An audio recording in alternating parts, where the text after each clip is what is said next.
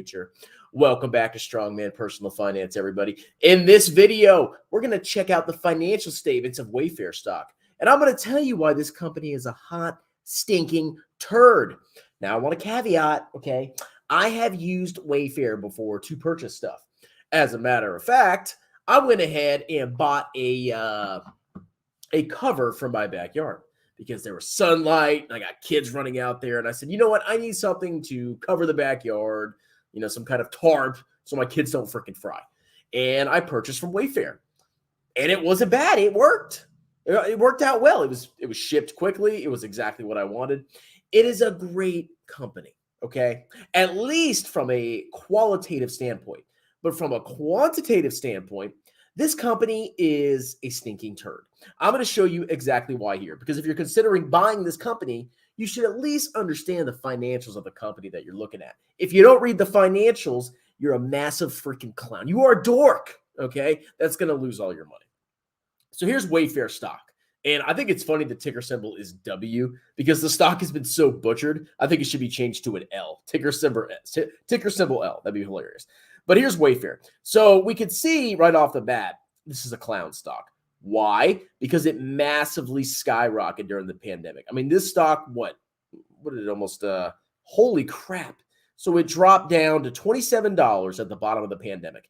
And if you had bought at the exact bottom, you would be up thousands of percent at the peak. And it went up fast from March to August 2022. It went up from $27 all the way to $340. But I guarantee you, most of you massive clowns, you bought into Wayfair somewhere up here. Okay, you probably bought it in the 200s or the 300s. Why? Because you clowns are performance chasers. I know you. I know how you operate. If something goes up, you buy it. If something goes down, you sell it and it's bad. But now Wayfair has absolutely collapsed. This is a company that temporarily benefited from the pandemic. Why? Because it's an online retail store. When everything was shut down, right? I know this is hard to understand. Companies that could ship stuff to you, you didn't have to go, were not doing as bad as other companies were. They were completely shut down. There were restaurants that were entirely shut down. There were whole stores that were closed.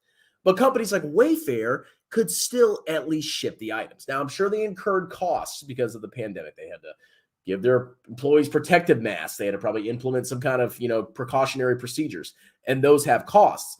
But at least you don't have to go into a store to purchase from Wayfair. And they're really good about sending stuff. I've used them multiple times. They're pretty good, okay? But that was the ultimate problem with this company. It only did well during a very temporary, rare time in our history where everything was shut down. Everything was closed. That was the one time this stock actually did well. At every other time, it massively loses money. Now, if you go look at their financial statements, right? So I checked the auditor's report, and they got a clean opinion from the auditor. So the auditor said, okay, this company, their financial statements, they look good. They're not materially misstated. And I didn't see anything about going concern. Okay, so I didn't see anything about this company potentially going bankrupt within the next year. So that's a good sign. You want to read the auditor's report. But when you get down to the financial statements, okay, there's some worrying trends that are going on. First and foremost, if you look at their balance sheet, you'll notice something very, very interesting. Their total assets are not half, but much, much lower than their total liabilities. What does that mean? That means they have way more debts than assets, okay? If you look at their current assets, they have $1 billion of cash, and this is as of December 31st, 2022, by the way. Time has gone by if you didn't know that. They had $1 billion in cash as of 4 months ago, almost 5 months ago. Short-term investments of $228 million, and accounts receivable of $272 million. So they had a decent amount of current assets, right? But they have more current liabilities than current assets. That means they don't have enough cash equivalents on hand at that current moment to pay all of the accrued expenses that they had incurred over the next year. What does that mean? Well, you want a company to at least have a lot of cash and cash equivalents to pay their bills, right? As it stands right now, if nothing changed, this company would not be able to pay its short-term debts as of December 31st, 2022.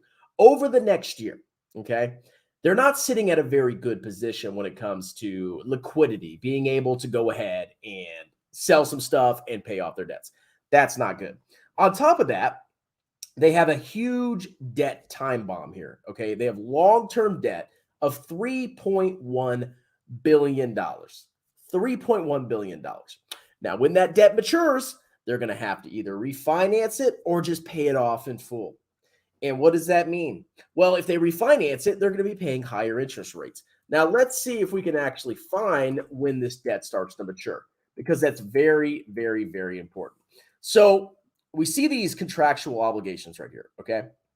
We have long-term debt, total of $3.3 billion, like I pointed out. There's $42 million due within less than a year. That's good, okay? But we could see 1.6 is due. 1.6 billion is due within 1 to 3 years of the balance sheet date. So within about 6 months, they're going to have to start 6, 7 months, 8 months. They're going to have to start looking for ways to pay off this debt quickly or refinance it. And if they refinance it, they're going to be paying high interest rates. Why? Because interest rates have gone up. Okay, so a huge chunk of their debt is due within 1 to 3 years. If interest rates don't change, that's very bad. The remaining 1.7 is due within 3 to 5 years. Okay, so they don't have super long-term debt. All of their debt is coming due. Their long-term debt is coming due within 5 years. Okay, that's concerning to me. They do not have enough cash to retire that debt. They cannot retire that debt. They are going to have to refinance it, or they're going to have to issue stock to get enough cash to pay off that debt. Okay, it's a factor of calculating the cost of capital, cost of debt, blah, blah, blah, blah, blah. They're going to have to figure that out. But I'm warning you, they have a lot of debt, a ton of debt. They have more debt than assets, and a big chunk of their debt is coming due within 1 to 3 years. And theoretically, because this is as of December 31st, 2022, it's coming due a lot faster than you might imagine. So that is very, very concerning to me, okay? Maybe it's not to you because you're a massive clown. Now, let's look at the equity section. Additional paid-in capital has gone up. What does that mean? That means they're issuing stock. And their accumulated deficit has gotten more negative. What does that mean? That means they're losing more and more money. They have a total negative equity balance, okay? They're underwater. They have more debts than assets. There's no equity in this company, okay? Why is that? Well, it's very simple to see, okay? And instead of looking at this income statement, let's go ahead and jump over to stockanalysis.com. And I'm going to show you what a freaking joke this company is. So their revenue massively spiked during the pandemic. You can clearly see the start of the pandemic, okay? Well, maybe a little bit before. But they had a massive spike in revenue in late 2019, okay? And then ever since then, it's been going on a steady downtrend. You would think a growth 10x company like this would have massively exploding revenue. It exploded temporarily, and now it's come down to earth. It's going down and down, and it's trending downwards, okay? Let's look at their margins. Their gross margin has actually gone up. That's a good thing, right? It's slightly bumped up. Their operating margin, however, has remained consistently negative. And the only time they had any profitability, it looks like, is, right at the beginning of the pandemic. Wow. Okay. Except for a very narrow time period, this company has not made any money. It is unprofitable. And it looks like it's trending down worse. To me, it looks like their losses from an operational standpoint are staying at roughly negative 10, negative 11%. Which is actually worse than 2017, 2018. You would think a company that's been around that long would improve their processes, become more efficient, become better at their job, and start tightening those profit margins and getting them closer to profitability. I don't see them getting closer to profitability here. I see them losing more money. This company is at risk of bankrupt. If nothing changes, this company will go bankrupt, okay? This ain't good. Now, when it comes to free cash flow, okay, they have a couple quarters of free cash flow. But at the end of the day, there's no good thing. There's nothing good going on with this company. Revenue trending down. Okay. Margins getting worse over time. The only time they were even close to profitability or were briefly profitable was during the clown market. Okay. And their liquidity ratios are getting absolutely worse. Okay. Look, this is current assets, basically stuff you can use to pay off short-term debts versus current liabilities. It's trending downwards. It's getting worse. Okay. They are not in a good position. So if you're looking at the stock and you're like, oh, I'm going to buy the dip and it's going to 10x, maybe it will. Maybe it will. But just because the stock has fallen doesn't mean it can't fall more. You could buy this stock at $36.80 when the market opens tomorrow or Tuesday or whenever you want to freaking buy it. Okay. And this thing could still drop 100% from there. You need to keep that in mind. Okay. So at least look at the financials. At least look at the financial statements. Okay. You have to understand this stuff to understand the company.